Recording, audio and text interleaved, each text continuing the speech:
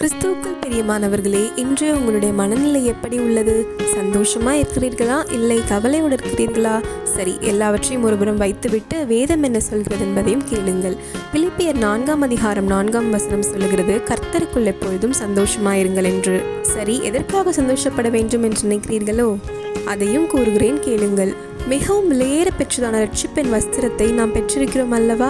அது மட்டுமா, வானத்திலும் பூமியிலும் சகல அதிகாரங்களையும் உடைய கர்த்தராகிய தேவன் நம்முடைய பரம தகப்பனாய் இருக்கிறார். அவர் முடிவு பரியந்தம் நம்மோடு இருந்து நம்மை விட்டு விலகாதவராகவும் விட்டு கொடுக்காதவராகவும் இருக்கப் போகிறார். இதை விட வேறு என்ன சந்தோஷம் வேண்டும் நமக்கு? மேலும் எல்லாவித சூழலிலும் மகிழ்ச்சியாய் இருப்பதென்பது ஆழமான விசுவாசத்தின் அடையாளமாகவும் இருக்கிறது. எனவே எப்போதும் கர்த்தருக்குள் சந்தோஷமாயிருப்போம். தேவனுடைய கிருபையும் சமாதானமும் உங்கள் அனைவரோடும் இருப்பதாக. ஆமேன்.